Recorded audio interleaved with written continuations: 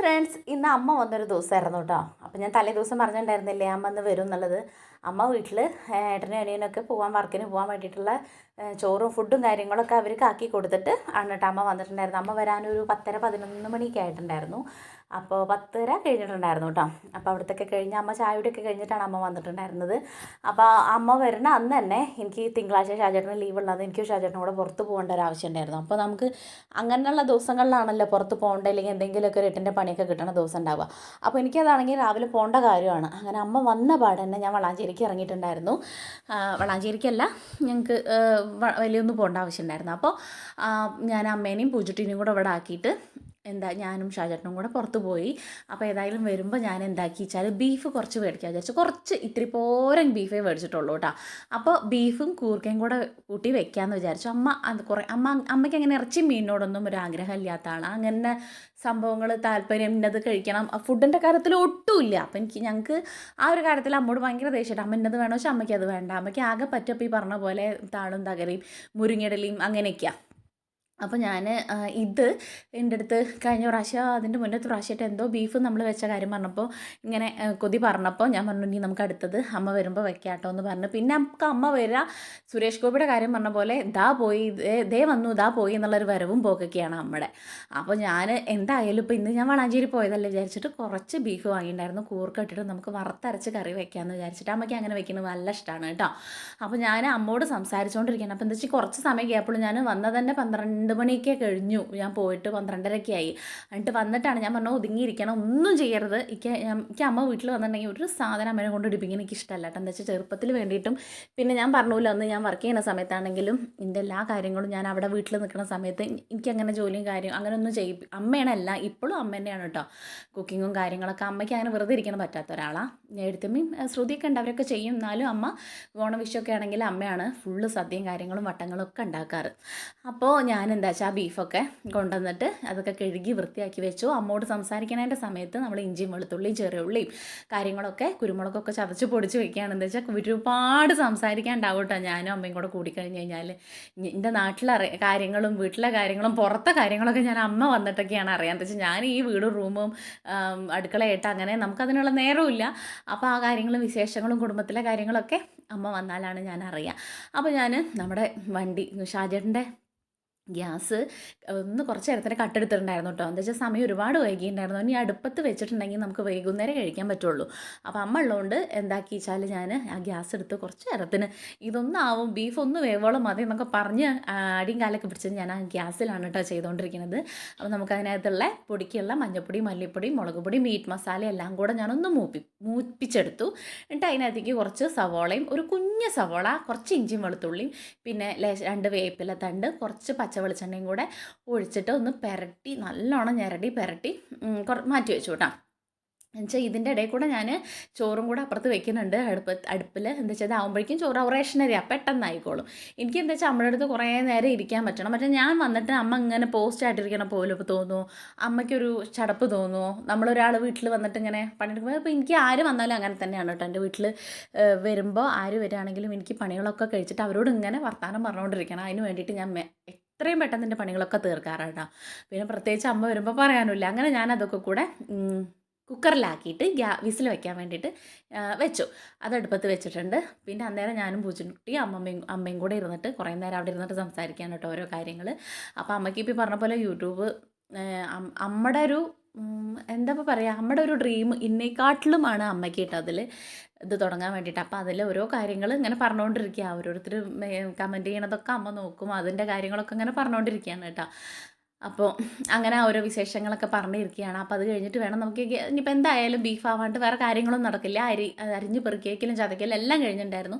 പൂജിട്ട് പിന്നെ അടിച്ചൊരി തുറക്കേണ്ട കാര്യങ്ങൾ അവിടെ ഞാൻ വരുമ്പോഴേക്കും അതും കഴിഞ്ഞിട്ടുണ്ടായിരുന്നു. അമ്മ പിന്നെ കൂർക്ക എന്ത് ചെയ്യേണ്ടതെന്ന് പറഞ്ഞാൽ അമ്മയ്ക്ക് എന്തെങ്കിലും ഒന്ന് ചെയ്യണം. അമ്മ കൂർക്കൊക്കെ ഉണ്ടാക്കി വെച്ചായിരുന്നു കേട്ടോ. അതുകൊണ്ട് അത്രയും സമയം എനിക്ക് ലാഭം കിട്ടി, അല്ലെങ്കിൽ ആ സമയം പോയായിരുന്നു. പിന്നെ എൻ്റെ കൂടെ ഉള്ളി ഉണ്ടാക്കാൻ വേണ്ടിയിട്ടൊക്കെ വേണ്ടാന്ന് പറഞ്ഞാലും നൈസിൽ എന്തെങ്കിലും പറഞ്ഞിട്ട് എൻ്റെ കൂടെ ഇരിക്കാൻ നോക്കും. ഞാൻ അപ്പം ഞാൻ എന്തെങ്കിലും ദേഷ്യപ്പെടുകയോ എന്തെങ്കിലുമൊക്കെ ചെയ്താൽ പിന്നെ അങ്ങനെ ചെയ്യാണ്ടിരുന്നോളൂ കേട്ടോ. അതാണ് ഞാൻ മാക്സിമം ചെയ്യുക, പണി എടുക്കാണ്ടിരിക്കാൻ വേണ്ടിയിട്ട് അങ്ങനെയൊക്കെ ചെയ്യാനേ ആളെ കൊണ്ട് മാർഗമുള്ളൂ. അപ്പോൾ ഓരോരോ വിശേഷങ്ങൾ പറഞ്ഞുകൊണ്ടിരിക്കുകയാണ് കേട്ടോ. അപ്പോൾ ഞാൻ എന്താക്കി വെച്ചാൽ അതിന്ന് കുറച്ച് കൂർക്ക, അമ്മയ്ക്ക് ഈ കൂർക്ക ഞാൻ പറഞ്ഞല്ലോ, ചേന, ചേമ്പ്, കൂർക്ക, മധുരക്കിഴങ്ങ്, കപ്പ കപ്പ അതൊക്കെയാണ് അമ്മയ്ക്ക് ഇഷ്ടം. അപ്പോൾ ഞാൻ എന്താക്കി വെച്ചാൽ അതിന്ന് കുറച്ചധികം ഉണ്ടായിരുന്നു. അപ്പോൾ കറിക്ക് അധികം വേണ്ടല്ലോ, കറിക്ക് ഒരു പിടി മാറ്റി വെച്ചിട്ട് ബാക്കി ഞാൻ ഉപ്പേരിക്ക് വേണ്ടിയിട്ട് ഉപ്പും ഇട്ടിട്ട് വെള്ളം ഒഴിച്ചിട്ട്, പാത്രം വെള്ളം ഒഴിച്ചിട്ട് അത് വേവിക്കാൻ വേണ്ടി വെച്ചു. അപ്പോഴേക്കും നമ്മുടെ ബീഫ് ഒരു 5 വിസിലൊക്കെ വന്നപ്പോഴേക്കും അടിപൊളിയായിട്ട് വെന്ത് വന്നിട്ടുണ്ടായിരുന്നു. അപ്പോൾ ഞാൻ ആ കൂർക്കയും കൂടെ ഇട്ടിട്ട് ഒരൊറ്റ വിസിലും കൂടെ വെക്കാൻ വേണ്ടിയിട്ട് വെച്ചു. അപ്പോഴേക്കും ഞാൻ നാളികേരം തേങ്ങ ചിരകി അരയ്ക്കാൻ വേണ്ടിയിട്ടാണ്, നമ്മൾ ചിരകി വെച്ചിരുന്നൊക്കെ തീർന്നിരുന്നു കേട്ടോ. ഇങ്ങനത്തെ ധൃതിയുള്ള സമയത്ത് അതൊക്കെ തീരുകയും ചെയ്യും. എന്തായാലും ഞാൻ പെട്ടെന്ന് അതൊക്കെ ചിരകി എടുത്തിട്ട് അതിനകത്തേക്ക് ഗ്രാമ്പ്, ഒരു കുഞ്ഞൊരു ഏലക്ക, ഒരു കുഞ്ഞൊരു പട്ടയുടെ കഷ്ണം, 2 ഗ്രാമ്പും കൂടെ കൂട്ടിയിട്ട് ഈ നാളികേരവും ചെറുള്ളിയും, അതിനകത്ത് പെരുംജീരകം ഞാൻ ഇട്ടില്ല. എന്താ വെച്ചാൽ ഇഞ്ചും വെളുത്തുള്ളിയും ചതയ്ക്കുമ്പോൾ ഞാൻ ഓൾറെഡി ഇട്ടിട്ടുണ്ടായിരുന്നു. വേപ്പിലയും ചെറുള്ളിയും വെളുത്തുള്ളിയും ഈ പറഞ്ഞ പോലെ ഗ്രാമ്പ്, പട്ട, ഏലക്കയും കൂടെ കൂട്ടിയിട്ട് ഞാൻ നല്ലോണം നല്ല ഗോൾഡൻ കളറായിട്ട് വറുത്ത് മാറ്റി വെച്ചു കേട്ടോ. അത് ചൂടാറാൻ വേണ്ടിയിട്ട് മാറ്റി വെച്ചിട്ടുണ്ടായിരുന്നു. എന്നിട്ട് ആ ചട്ടിയിൽ തന്നെ നമ്മൾ എന്താക്കി വെച്ചത് വഴറ്റാൻ വേണ്ടിയിട്ട് ഞാൻ ചെറുള്ളിയാണ് കേട്ടോ യൂസ് ചെയ്യാമെന്ന് ഞാൻ മുന്നേ പറഞ്ഞു. അത് എത്ര ടൈമില്ലെങ്കിലും ഞാൻ എങ്ങനെയെങ്കിലും അത് റെഡിയാക്കി എടുക്കും. ആ ചെറുള്ളി ഒരു പിടിയുടെ മേലെ ചെറുള്ളിയും കൂടെ അരിഞ്ഞ് 2 പിടി ഉണ്ടാവും, അതും കൂടെ അരിഞ്ഞതും ഇട്ടിട്ട് മൂപ്പിക്കാൻ വേണ്ടിയിട്ട് വെച്ചു കേട്ടോ. അപ്പോൾ ഇതാവുമ്പോഴേക്കും എനിക്ക് ആ നാളികേരത്തിൻ്റെ തേങ്ങയുടെ വറുത്തതിൻ്റെ ചൂടാറുമല്ലോ. അപ്പോൾ പെട്ടെന്ന് പണിയെടുക്കുക. വേറെ ഇനി എക്സ്ട്രാ ഒന്നുമില്ല കേട്ടോ, നമ്മുടെ നെല്ലിക്ക അച്ചാറുള്ളൂ, പപ്പടമൊന്നുമില്ല.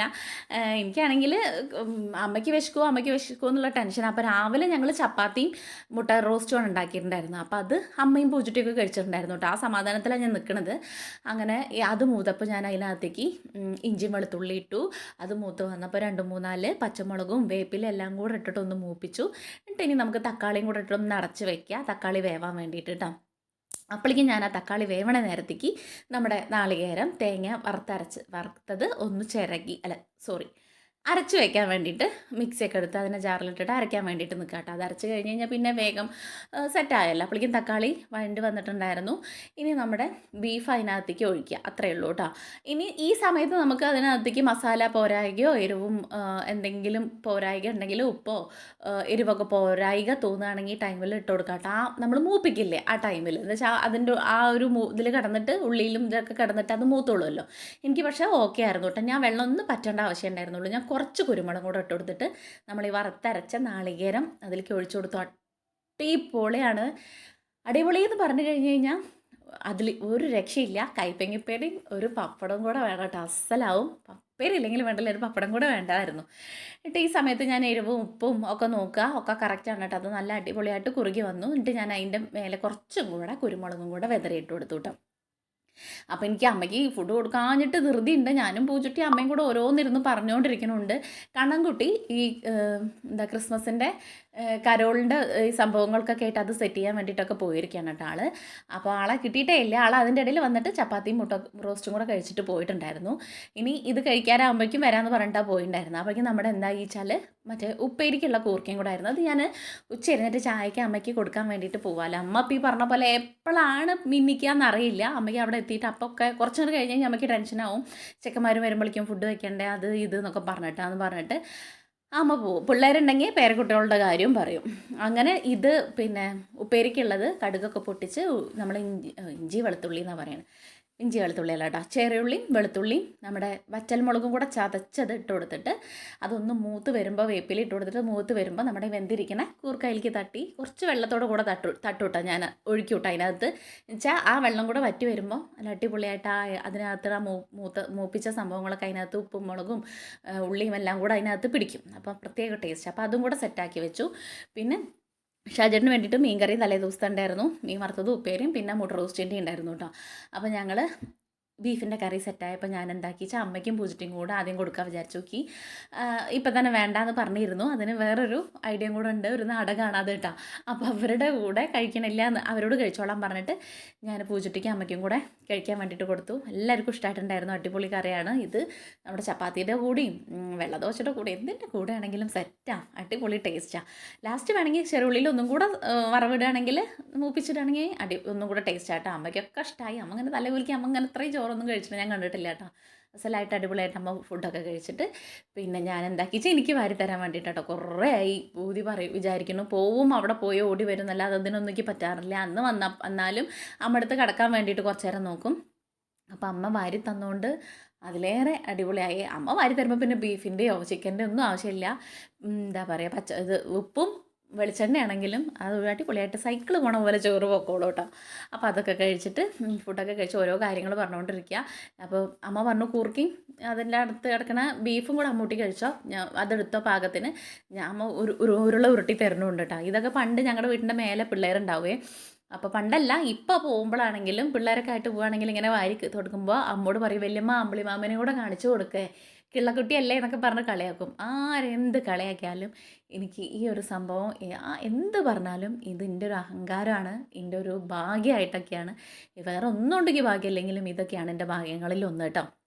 അപ്പോൾ അതൊക്കെ കഴിച്ചിട്ട് കുറേ നേരം ഞങ്ങൾ കിടന്നു കേട്ടോ, ഞാനും പൂജിട്ട്. അപ്പോഴേക്കും അമ്മ പറഞ്ഞു നോക്കി 6 മണിക്ക് ആകുമ്പോഴേക്കും പോകണം. ആ പറഞ്ഞ ഓട്ടോ ഒക്കെ വിളിച്ചിട്ടുണ്ടായിരുന്നു. അപ്പോൾ ഞാൻ എന്താക്കി വെച്ചാൽ ഒരു 5 മണിക്ക് കഴിഞ്ഞപ്പോഴേക്കും ഞങ്ങൾ ചായ കുടിക്കാൻ വേണ്ടിയിട്ട് ഞാൻ അരിമണി ഒരു പിടി അമ്മ പിറ്റേസം വരും പറഞ്ഞപ്പോൾ എടുത്തേച്ചിട്ടുണ്ടായിരുന്നു. അമ്മയ്ക്ക് ഇത് ഭയങ്കര ഇഷ്ടമുള്ള കാര്യമല്ലേ. അമ്മയ്ക്ക് വേറെ ഒന്നിനോടും ബേക്കറിയോ കാര്യങ്ങളോ ഒന്നും ഇഷ്ടമല്ല. ഇതൊക്കെ ആകുമ്പോൾ സന്തോഷമാണ്.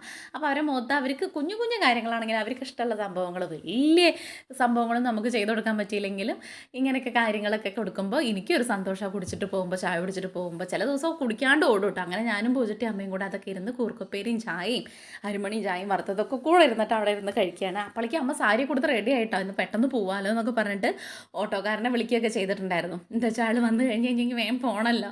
അപ്പോൾ അതൊക്കെ റെഡി ആക്കിയ ആൾ ചായയൊക്കെ കുടിച്ച് ഫുള്ളൊക്കെ കുടിച്ച് അത് കഴിഞ്ഞ് ബാഗും കാര്യങ്ങളൊക്കെ ഉമ്മർ തന്നെ കൊടുന്ന് വെക്കുക, ഓടണം വേഗം, ഇനി അവിടെ എത്തണം കേട്ടോ. ആൾക്ക് അവിടെ എത്തിയാൽ ഇവിടുത്തെ കാര്യങ്ങളാവും. അങ്ങനെ അപ്പോഴും ഓട്ടോ ഒക്കെ വന്നു, ഓട്ടോറിക്ഷ വന്നു. ഞങ്ങളുടെ അവിടുത്തെ നാട്ടിൽ അലിക്കാക്കിയാണ് കേട്ടോ. അപ്പോൾ ഇന്നത്തെ നമ്മുടെ കുഞ്ഞൊരു വീഡിയോ ഇത്രയേ ഉള്ളൂ. നമ്മുടെ വീഡിയോ ഒക്കെ കണ്ടിട്ട് നിങ്ങൾക്ക് എല്ലാവർക്കും ഇഷ്ടമാവുകയാണെങ്കിൽ നമ്മുടെ വീഡിയോ സബ്സ്ക്രൈബ് ചെയ്യുക, ലൈക്ക് ചെയ്യുക, ഷെയർ ചെയ്യുക, കമൻറ്റ് ചെയ്യുക. എല്ലാവരും കമൻറ്റ് ചെയ്യണം കേട്ടോ. അപ്പോൾ എല്ലാവർക്കും നമ്മുടെ ഫാമിലിയുടെ വക അഡ്വാൻസ്ഡ് ഹാപ്പി ക്രിസ്മസ്. അപ്പോൾ ഇന്നത്തെ വീഡിയോ ഇത്രയേ ഉള്ളൂ. നാളെ വേറൊരു വീഡിയോ ആയിട്ട് വരുന്നവരെ ടാറ്റ ബൈ, സീ യു.